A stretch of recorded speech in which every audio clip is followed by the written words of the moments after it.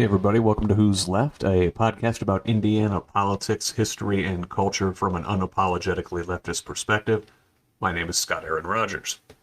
A lot going on in the old Hoosier state this week. Monday, the legislative session ended up in Indianapolis. Republican supermajority ended their annual middle finger to the population of the state. I will have thoughts on that upcoming in my Substack in the coming days. Also, Tuesday, there were primaries for municipal elections. Had a couple friends come through and former guests in city council elections across the state. Big win in Indianapolis for Jesse Brown, a DSA member, a socialist, winning a city council seat. That's a big deal. And then just today, I'm recording on Thursday, Jennifer McCormick, former state superintendent of schools, jumped into the governor's race on the Democratic side. She is a former Republican, and is probably the likely Democratic frontrunner to face Senator Mike Braun for governor next year. Had some thoughts on that on Twitter earlier today. We'll have thoughts about that coming up in the Substack in the coming days as well. But I would like to turn to my last post over at scottaaronrogers.substack.com. Please give me a listen or a subscription if you're coming to this from another direction.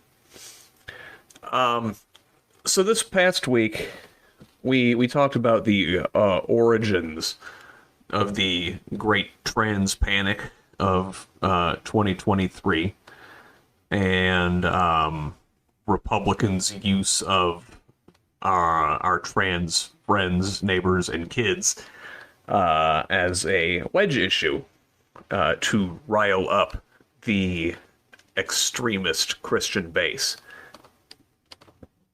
And we talked about ALEC, the American Legislative Exchange Council, and Alliance Defending Freedom, a couple of Koch-funded right-wing organizations that work at the state level primarily to advance the oligarchs' agenda.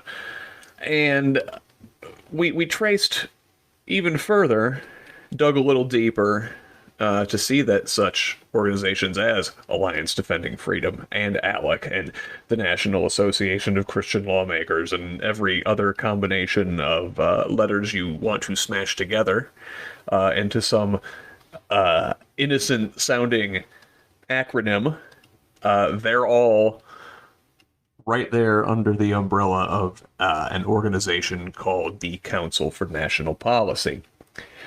And I went pretty deep on them in my latest post, but if you want to know more about the Council for National Policy in particular, find Dave Troy, Jennifer Cohn, or Bruce Wilson.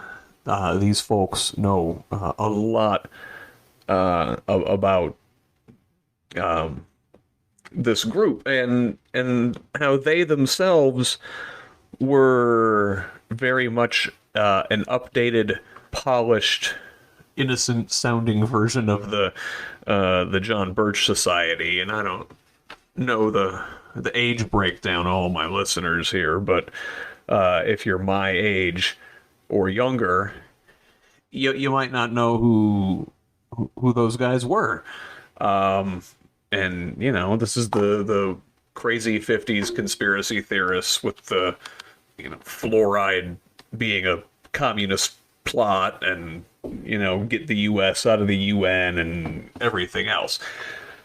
And I'll tell you, I didn't know when I started researching that article that the John Birch people were largely carryovers from the business plot to assassinate FDR in 1933. I knew that existed.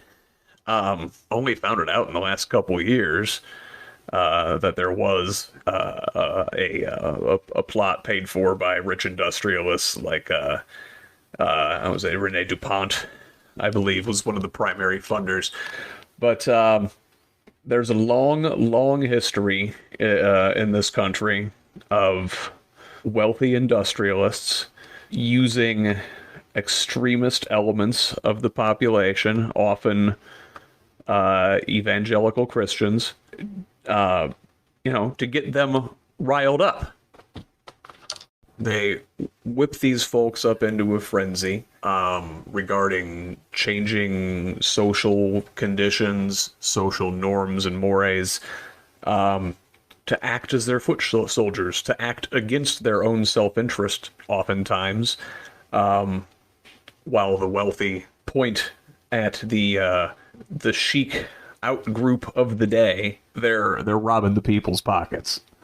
So in that article, we sort of trace the evolution of the chic out group from blacks and segregation and schools in the 1950s and the civil rights struggle of the 60s, second wave feminism, the gay rights movement, the movement for marriage equality, and then now trans rights.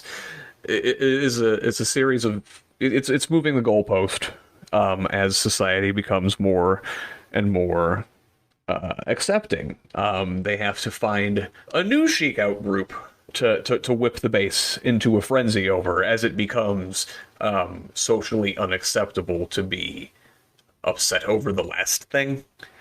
And so we put some names and faces out there. Put a face to the nebulous evil they that is doing things behind the scenes, and the Council for National Policy where they do it. And so we've pointed out some of those people, but I wanted to flip that around and look at the human beings on the other side of the culture war. And I talked to my friend Alexa. She is out in Portland. It's been a couple weeks ago now, and we talked about just what it feels like to be on the other end of the culture war as a trans person in 2023. And it was a very moving conversation, and happy to share that with you now. This is my conversation with Alexa Scott. All right, Alexa Scott, welcome to Who's Left. Thanks for joining me. No, thanks for having me. So you are joining me from Eugene, Oregon, is that correct? Portland. I live in Portland now. You are in Portland. Okay, yeah, fantastic. Sure. So why am I hosting some left coast, coastal liberal on my Who's Left show? What's your Hoosier cred? Well, I lived in Indiana from like age 1 to 25, so pretty much the foundational part of my life. About a century, about a quarter century of my life was in Indiana. So, I haven't been there for a few years now, but I definitely still feel like a Hoosier a lot of times. Yeah, well, it's yeah. I like to think it keeps us grounded. Yeah, I mean, it gets me. If I feel, if I sometimes feel like a little too like hoity-toity out here on the West Coast, I can feel like, oh yeah, well, I have my grounded Midwestern values and down to earth like that, But I mean, there's definitely got to be a certain bubble element to. Oh, for sure. Oh, absolutely, yeah. And really, honestly, the biggest thing about being away from Indiana so long is that I can't stand any humidity whatsoever now that I've been out of the Midwest for 5 years. Now whenever I go to any place with like any like relatively like small humidity, I like sweat bombs and I can't handle it anymore. Um, that's like It's only getting worse but the second to every Eric, year. the second Hulk, the thing that Eric Holcomb just passed. I probably say that's the biggest thing stopping you from coming back to Indiana. Is I can't stand the humidity anymore. I can't. It's the humidity, then the fact that the state legislature denies your basic personhood. Yeah, that's I don't maybe I should widen the gap on those two things, but I really hate sweating. I'll tell you that. Um, It is. It's bad. yeah, yes, um, yes. Well, See, so you brought up our good friend Eric Holcomb, mm, who had the chance to veto this thing, and could have stood up because I think he tries to pride himself on being some sort of moderate. And don't get me wrong, I'm grateful that we have like an Eric Holcomb instead of a Ron DeSantis, but I mean that's a pretty goddamn low bar. yeah, I mean that's no, I mean he definitely isn't as like you know I definitely like the more I read about like Florida or Texas, the more like especially Florida it starts to feel like this almost not to really like over exaggerate, but like it does like it has some like very over like autocratic-y like sort of overtones to what he's doing there. And Eric Olcom, at least isn't doing that. But I think the idea that I've heard from some people that he's one of the good ones. I mean, I would like to think that this disqualifies him from any sort of considerations in that regard because that's pretty dehumanizing what he's done, signing this into law. Uh, Yeah, absolutely, agreed. And yeah, he had the chance to veto this, to stand up, and the legislature rubber stamped this thing as they do. But boy, you were hoping that it wouldn't make it over that last hurdle. And I guess they're. Are you familiar with the Florida quote unquote "don't say gay" yes, bill? unfortunately, I am. Yes. Okay. Well, our friends up in Indianapolis, I believe just today, we're recording this on, what is today? Monday, April 10th? Is that the right date? That sounds right. That sounds right. But I believe, yeah, I believe they just, the Senate just passed Indiana's very own version of that. It doesn't go directly to Holcomb. It needs to be reconciled with the House version or something first. It was amended, so they have to go back and tie up some loose ends. But so yeah, we got that to look forward to. Yeah. Yes. So I guess like for those who are like unaware, I mean, there seems to be like I don't know for whatever reason if you haven't been, it's been like hidden under a rock. I mean, but but I'll get to that in a second. But there really is like there seems to be kind of like an all-out assault on trans people from the right, which is interesting because it's surprisingly sort of new. I mean, I myself am trans, and I've known for about 9 years now. My goodness. But yeah, 9 years.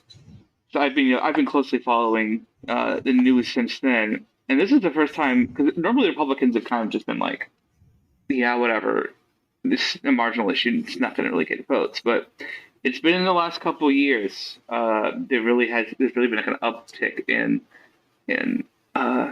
aggressively pushing these talking points about fairness in women's sports or Mm-hmm. or not forcing children to take like the weird puberty pills or however they want to like frame the discussion.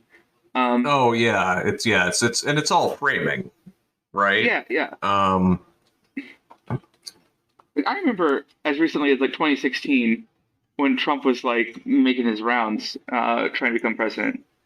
And I remember I regularly remember somebody like asking him about transition. He says like, I don't care. He's like straight up, do not care. Um, so it just goes to show you, like now this seems to be one of their biggest talking points, and it is concerning because even though I feel like most of these laws, even me being an adult, one, it's concerning. Even if most of these laws are directed at kids, basically like denying trans children the access to proper gender affirming care or Hmm. the rights of children just to play sports, which is horrifying in and of itself. Just that is enough to just to horrify me. But if you add on to it, it really does feel like it's a stepping stone to something bigger. Um, Perhaps stripping away rights of trans adults, not so Hmm. and Hmm. not so distant future, as like banning affirmative care for everyone. And I believe there are states where it's at least been introduced yes, by some of the more extreme elements in their various legislatures. They didn't get very far, thankfully, but it's in the works. yes, and if that's not the scare, if that's not enough to scare your audience, uh, if they somehow get through with that, I feel other demographic groups are next. Um, it's it's this won't satiate them. This isn't like a real moral like issue they're tackling. It's they designated trans people as like a scapegoat to project. It's basically um to Yes, basically yes. focus energy on. And Trans, the new chic outgroup of the 2020s. exactly. And I'm not going to say people who aren't trans aren't concerned because there's definitely a lot of people who are cis who are concerned about this issue. But uh, if that's not enough to like, like in your day to day life, get you like super anxious, we're not going to be the only ones. So I implore people to really help pushing back against this in any way they can. Um, And really that is what this is, because it's the same forces, and in a lot of cases the exact same people, the same families that we've been fighting for social progress for the last 60, 70, 80 years, yes. that are doing a lot of the funding for this legislative push against trans rights, and it's the latest hill they're like trying to claim. In the 50s and 60s, they threw a fit about school integration, and Yes. then they threw a fit about the feminist movement and the student movement, and um, you know the late civil rights movement and the early uh, gay rights movement in the 70s, and then uh, busing and abortion, and they just keep looking for a new thing to get the base riled up. There was a satanic panic in like the 80s and early Yes. 90s. Mhm. Then in like the late 90s into the 2000s, as LGBTQ folks began to become more accepted, and then you get marriage equality. Um, they're running out of people to scapegoat, It was, and so here we are. yeah.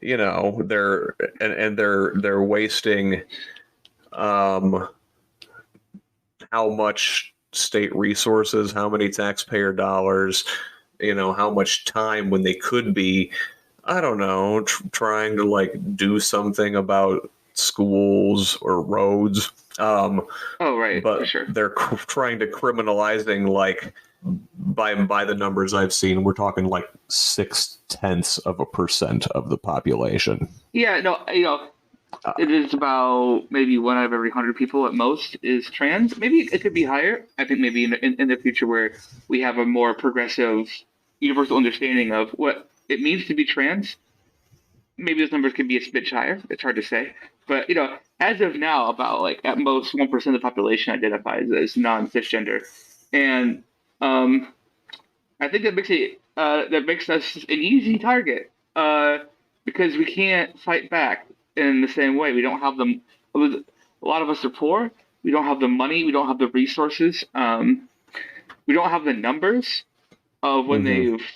when they've attacked racial minorities in the past. I mean, even though they're minorities, they still have big numbers that they can use to help, fight back and make a public showing. There are, by comparison, much fewer trans people out there, so we're particularly vulnerable. Um, Yeah. and I think, I think the thing is a lot of people like just like don't know that they know a trans person, even if they do.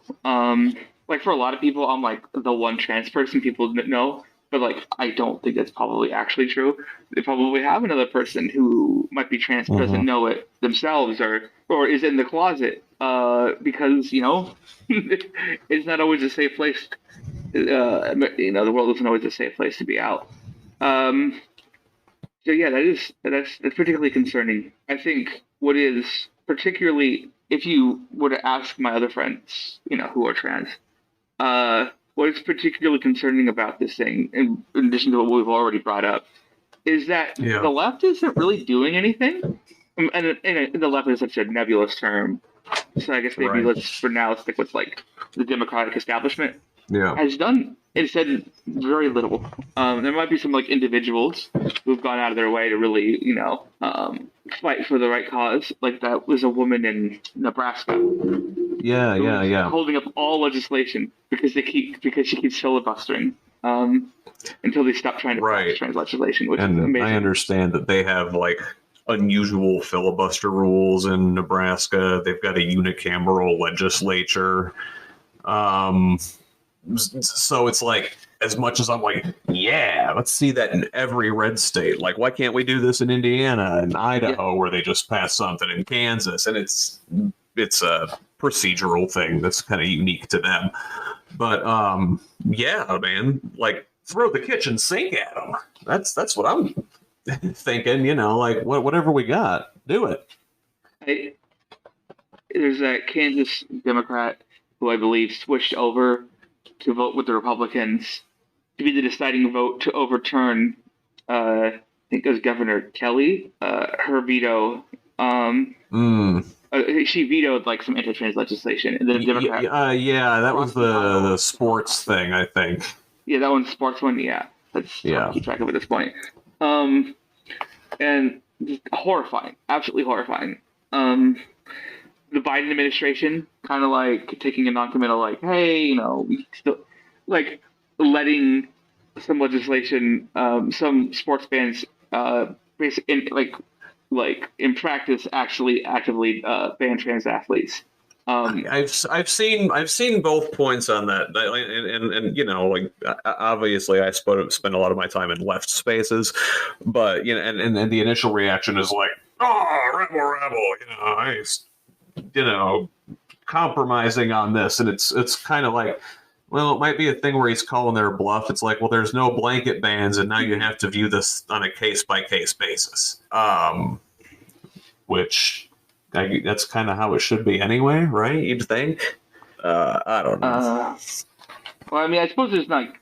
As far as I mean, perhaps. I mean, again, this sort of legislation isn't my specialty, but like this like litigation. I meant but like, um, I mean, I feel like it's kind of like a basic human right. Yeah, Like that. Like I feel like it's being just violated, and there's a real sense of frustration. Maybe there is like a real strategy the Biden administration is employing here, but all I'm doing is I can share what how people I know feel, and there's a real like mounting frustration that the Democratic Party won't do anything if it's mildly inconvenient to help out the trans community. Even though they'll do the gay pride parade stuff, and sure, they'll sure. put up trans flags outside of their window, their office windows on in June. But then when it comes to actually like, hey, our rights are at stake, and it's more than just a passing, a passing like, you Right. know utter Boy, I'd support. love to help, but Yeah. Um, I mean, and it's the unfortunate truth that there's so few trans people at this moment that perhaps in their old cold calculus, they're like, well, you know, we're not, we're not gonna really, you're not really worth fighting for, and that really sucks to know that that's maybe the case. Um, Pretty depressing. yeah, that has to be. Boy, and yeah, I don't. I mean, I don't have any comforting thing to say to that. You would like to see more fight out of our leaders now. A lot of these states are so gerrymandered, like Oh yeah, Indiana, absolutely. Indiana is like awful. Yeah. Idaho, like Kansas, like where a lot of the states where these things are going through right now. Um, the Democratic opposition to these is unanimous, but they can't do anything. They can put up token opposition. I don't know. You've seen the stunts like before where sometimes they'll. I think this was done in Wisconsin one time, and maybe in Texas another time, where they'll just leave the state to prevent a quorum, and the state police will have to go drag them back. It's sort of do it, just do it all, like whatever it takes. I don't know. I want to see fight. Yeah, I mean, like we talked about, we just made jokes about the beginning of the podcast about how I'm now a coastal elite, detached from the real everyday of middle American society. But I mean, that's the reason why I left. That's a big reason. Was in 2016, I which we got elected president. There's this grave sense of like panic washed over me that I needed to leave Yeah. the state as soon as possible. Um, and Oregon's not a perfect state, but it wasn't easy getting here. I'll tell you that. Is a state with a lot of trans protections, and they're about to pass legislation, hopefully, to make it so that all medical, like all trans surgeries and medical procedures and hormone therapy, basically everything that a trans person would need medically, will be covered by insurance by law in Oregon, which is incredible. Um, I believe Yeah, that's Washington State already has something very similar. And so, I mean, it's very easy just for me to say to people like, "You gotta leave, you gotta go," because I know it's not cheap. If I didn't have some help from my parents to get out here, um, I don't think I would have been able to do it at least right away. Um, it's expensive. It's hard to do it. It's you can't just leave a lot of times, especially because if you're in Indiana. I mean, I suppose Illinois.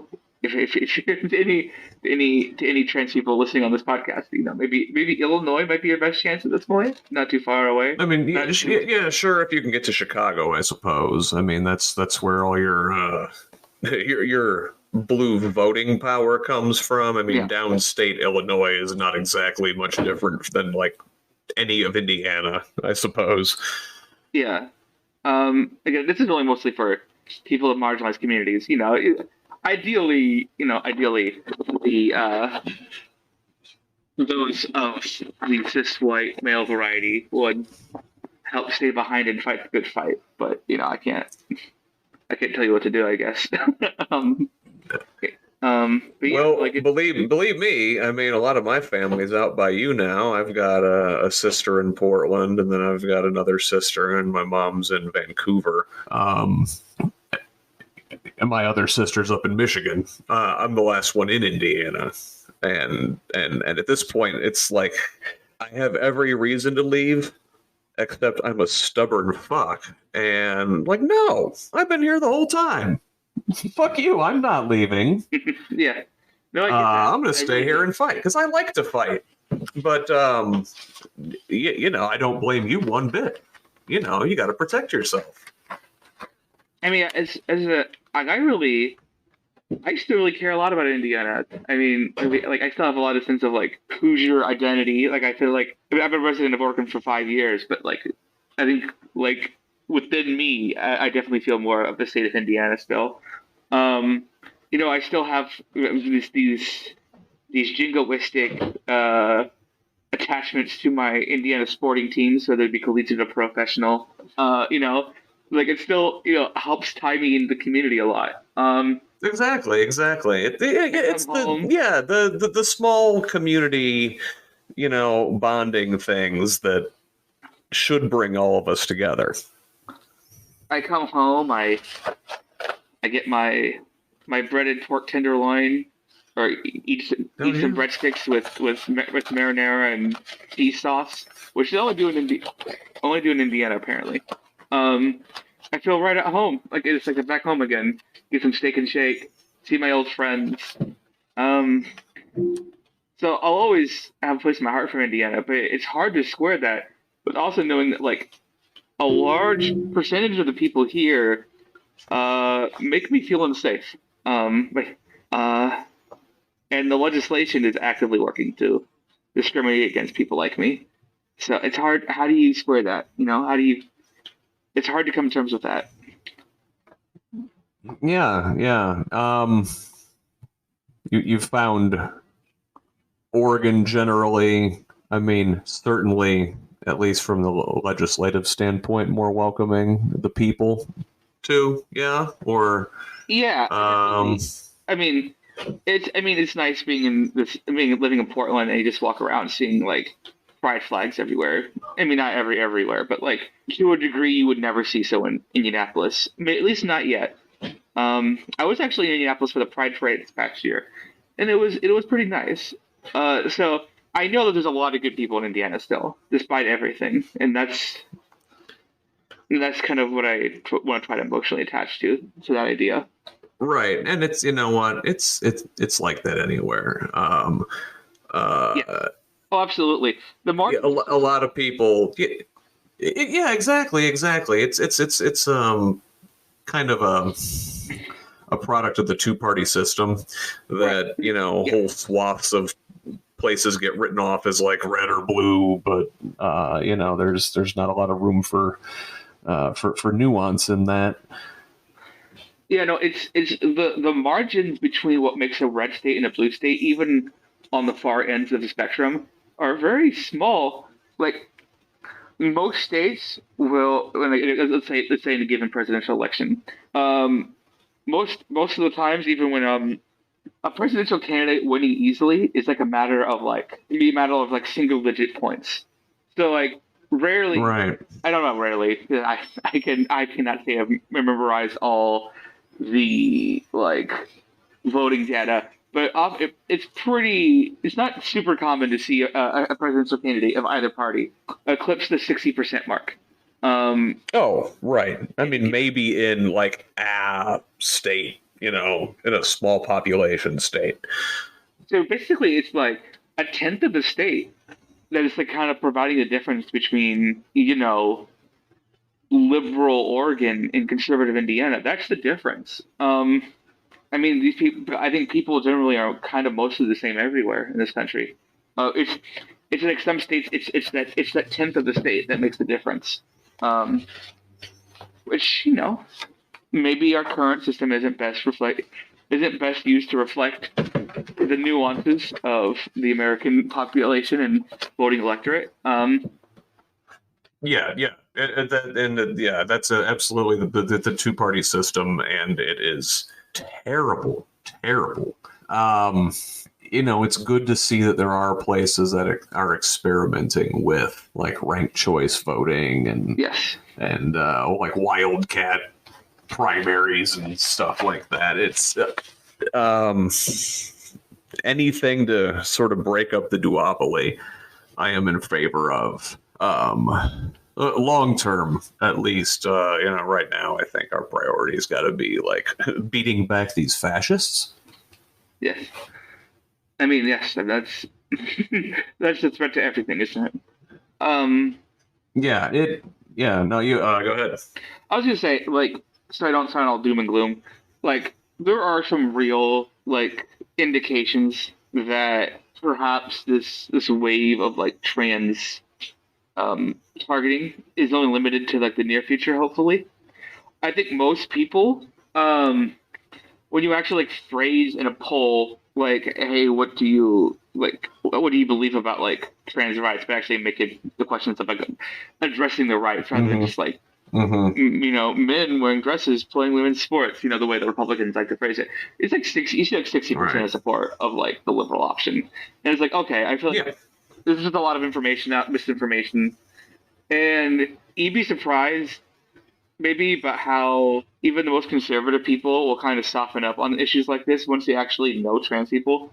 Um, Yeah. Absolutely. I mean, honestly, one of the best family members I've had in terms of like supporting me since it came out is like one of my most conservative uh, family members, and I honestly really appreciate it. It's kind of it was a little eye opening that maybe not everyone's so easily black and white in what they believe or how they Yeah. act. Or I think I mean I don't want to get into deep conversation about human nature, but I feel like a Oh lot. no, go for Well, it's just it. that I could go on forever about that, and sometimes I don't even know if I believe people are genuinely good or genuinely evil or somewhere in the middle. But like I feel like most people soften up. Really, this goes to, not Yeah. this applies to everything, not just trans people. Once they actually meet people Mm-hmm. and get to know them of any regard, it's so easy for people to just demonize another group when they're just like amorphous, like faceless. Yeah. Other. Mask. Right. Yeah. Yeah, exactly. Um, so I really feel like it's only. I mean, here I'm just hoping. Maybe I hope this aged poorly, but I only think it's just a matter of time. Hopefully, until we maybe cross some Rubicon of trans acceptance, where it's just maybe at least to the level of where I think we are of just like gay people in American society today. Like, just think about how far we've come in the past like 10, 20 Mm-hmm. years even on that Mm-hmm. issue. Like I went to elementary school, people would use gay as like a as like an insult. And Oh, now oh, absolutely. I mean, definitely. Like when I was a kid, for sure. Yeah, and actually, kind of surprises me they were still doing it when you were a kid. and now like people like kids are just like most people just like acceptance rates of gay marriage are pretty high. Yeah. Uh like I mean, that was like one of like I believe in 2004 that was one of George W. Bush's like main cultural touch points was gay marriage. It As was a big recently as thing. Oh, yeah, yeah, you're right. as recently as like 19 years ago, that was like a major issue, and I now it's mean, just like Obama was he didn't say he was for or against it when he was first running for president. Like yeah, Biden got out in front of him on it. Um, right, it was kind of a thing. I don't know if you remember, but yeah, yeah, I think that's kind of why the crosshairs are on the trans community now, is yes, because they've kept moving the goalposts and moving the goalposts and moving the goalposts, and you're running out of people to point at and say everything's their fault. And here we are. I don't. I think that the reactionary right has jumped the shark. yes, I think with boy the stuff going on in Tennessee this week, oof, um, with the Republican supermajority legislature down there that has the votes to do whatever they want, basically kicks out the two young black men for, God forbid, standing up with the protesters that had taken over the Statehouse, and they didn't kick out the white woman who did the exact same thing. yeah, I mean, Like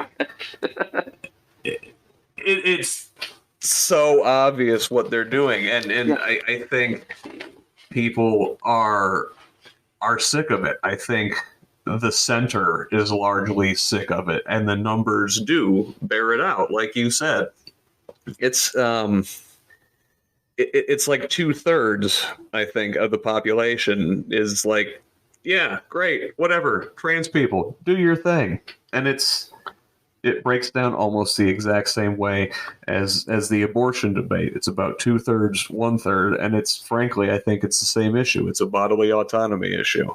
It's a privacy issue. And for an actual small government conservative, it would be a that's none of the government's damn business kind of issue. Which is why, I guess, to tie back to something we said earlier, I'm not. I've been so mystified as to why. I guess mystified is not really the right word because it's not. It wasn't hard to see coming. Uh, the Democrats like Biden like choose to run towards more of the center on this when this is in no way has been proven at this point to be a winning issue for the right. Like it was a massive underperforming performance in the 2022 midterms. That is correct. Yes. And people just don't care. Like most people don't care. I mean, you can part of that is like depressing because they don't seem to care about. They don't. It just definitely feels like there's like a lack of urgency from the general public on them. But at the same time, sure, they're also not being moved to vote for it either. Like it's just not something that actually is a real concern to an everyday American. Right, and on one hand, it's like you're glad that it's not like riling people to like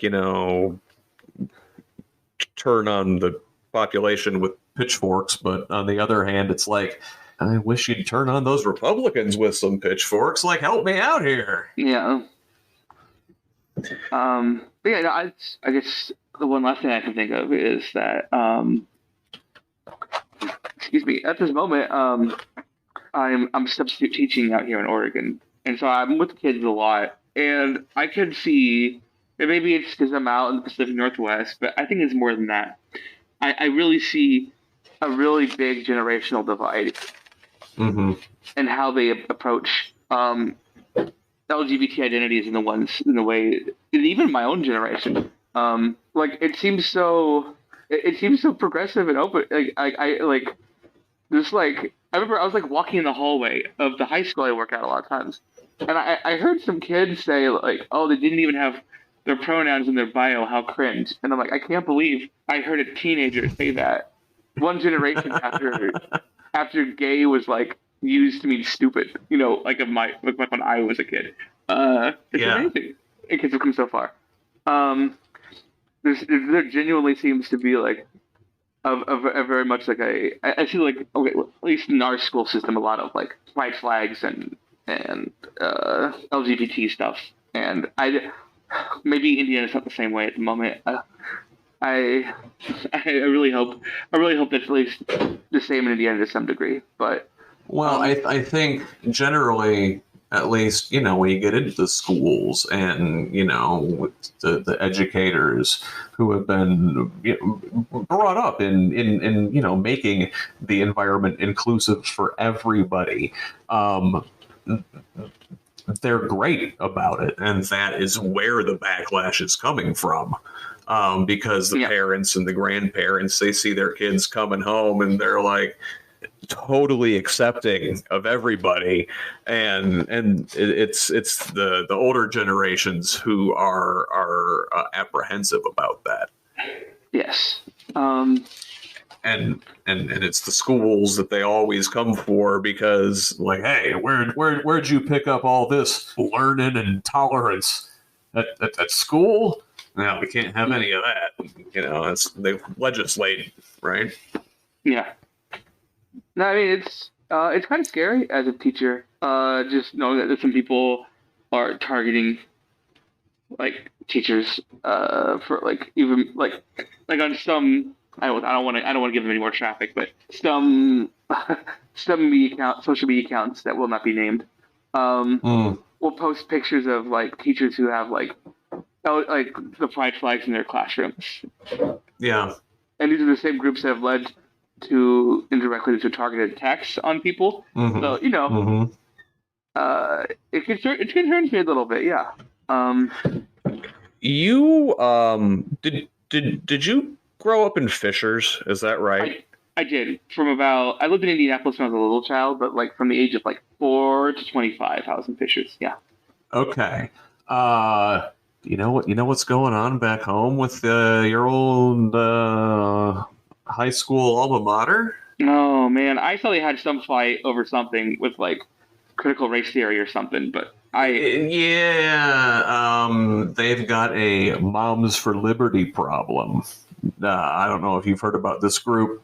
Moms for Liberty is actually designated a hate group, I believe, by Southern goodness. Poverty Law Center. Wow. Um, yeah, they're out of Sarasota, Florida, which is kind of where I believe a lot of the far right organizing is going on. Um, yeah, and this is your Roger Stones and your Ron DeSantis and all those folks down there. So this Moms for Liberty group, like the founders, they're tied to DeSantis and all the other like right wing, nonprofit foundations and think tanks and money laundering fronts, basically. But so now they've got chapters in probably every state and like many counties in every state. I think they've got like 7 or 9 different chapters in Indiana, and they basically go in and try and take over the school boards with shit like book bans and trying to remove diversity, equity, and inclusion programs from the schools, and on the like banning any pride paraphernalia in the classrooms and just all this crap. And so in Fishers, the far right group did take over the school board. It's a whole thing right now. This is concerning and not very surprising. I was always under the impression, at least growing up, that like Hamilton County was like obviously very conservative. It was like more like money conservative than it was like more like the country club conservative versus the ultra religious extremist conservative. Right. And maybe it's not as much of that as I thought it was. Maybe it isn't anymore. That's disappointing. Well, actually, no. It's because Hamilton County is becoming more blue. Like a retaliation. Exactly, and so there's backlash there. They've got the school board in Fishers, and I think they got like one person on the board in Carmel. But, well, not a good look for Hamilton Southeastern. I guess to summarize how I feel about everything at the moment is a general sense of extreme unease. And it's very depressing. A real fear for the trans youth at the moment. But yeah, there's this hope that if we can just get past this moment, that there's brighter times over the horizon. And maybe that isn't the case, but I feel like it's the only way in which you got to think that way, even if it's not true. I did genuinely think it's true, but I don't know if I'd be able to function if I didn't have that. So I think you're right, and there are a lot of allies out there, and I think slowly they're starting to stand up and say, hey, that's enough. It's slow going, but I think we're getting there. Hopefully when the Who's Left podcast celebrates its 1000th episode in the year 220X, it was like, oh yeah, remember that in the early 2020s? Yeah, that was bad. That sucked, but it's not so bad now. Hopefully that's what we'll be at. But yeah, I mean, I guess there's just so many things. It's just like, I hate to be so glib about it, but like, once the boomers in power pass away, I feel like there's a real chance for change. I mean, maybe that's just like overly optimistic, because there really is like a historical like monopoly of power of just one generation. They have definitely had it for a long time and have held it for a long time. Yeah. I didn't like research the numbers before coming on here, but I'm pretty sure this is like a historic level of like domination of one generation, and I don't think any generation has been this old and had this much power like this far into their lives. Right, like in a perfect world, the Obama wave would have swept away a lot of that, yeah, but it did not. and so I guess with a lot of things, perhaps when these older generations pass along, but maybe it's too optimistic. It's not like every conservative is 80 years old. Um, Yeah, there's a lot of division, I feel like, among the younger generations of the Republicans, though. Like, it's weird where I start finding myself like on the same side as like Mitch McConnell and Lindsey Graham on some things. It's like, oh shit, guys. Oh, I don't know how this makes me feel about me, yeah. but like even they are aware of how out there some of the new guys are. But that's what happens when you gerrymander yourself such a untouchable district that your only threat is from the more extreme, and then they wind up fascists. Yes. This is if I had the time, this would make for a long form discussion about the history of the Republican Party from the mid 20th century to now.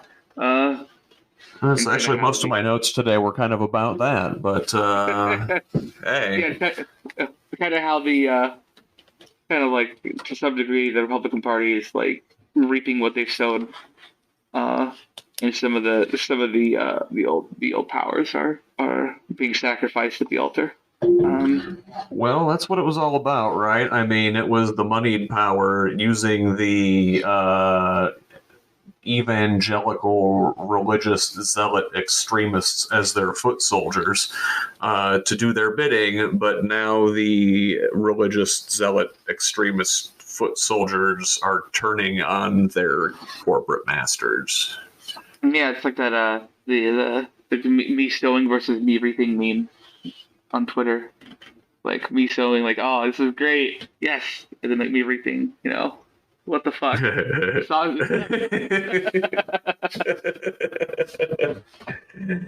Oh, that's great. What do Okay. you want to end with? A a point of hope, a plea for people to stand up. A plug? You selling anything? I don't know. I am not. I am a teacher. um, I guess okay.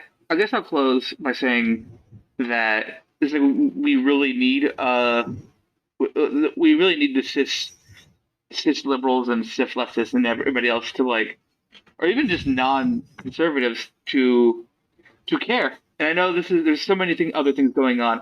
I remember last year when some of the first bills were being introduced, the Ukraine war started. So this got absolutely zero coverage.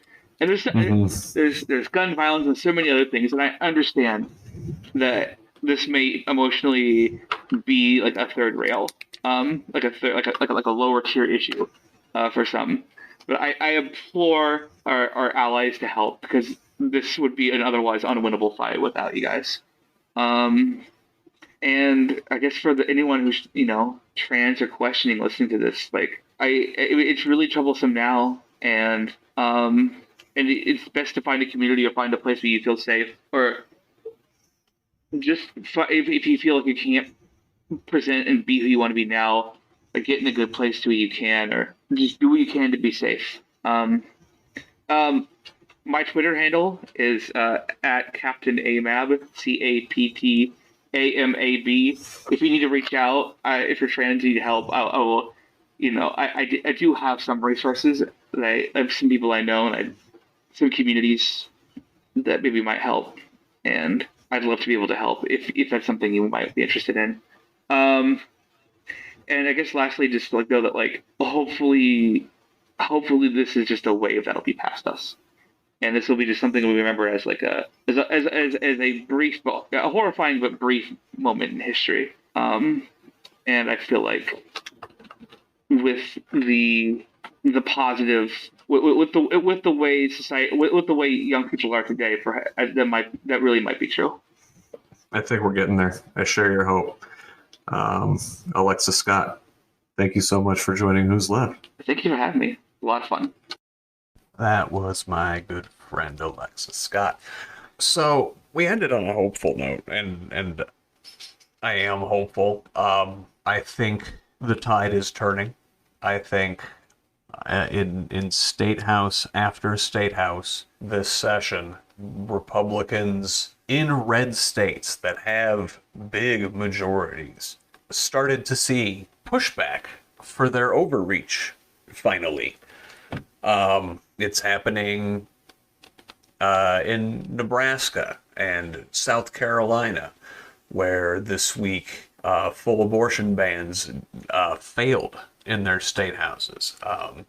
It's happening in Montana, where Zoe Zephyr, the state's first trans lawmaker, was removed essentially from her seat and now has to work from the gallery. It's happening in Tennessee, where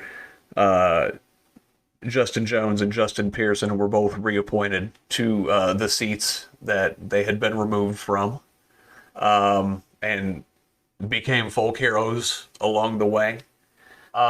It's heartening. It's heartening to see the pushback beginning, but we cannot stop and pat ourselves on the back. I'd like to think the trans panic of 23 will be the high watermark of this round of conservative hate in this country, and now we build and build this wave, and now really is the time to start building for 2024. It's going to be a big year and a chance to really take our country back from the brink, and to take Indiana back from the brink. But I'm heartened. I am heartened today. We will talk soon. My name is Scott Aaron Rogers, and this has been Who's Left. Love each other, Indiana.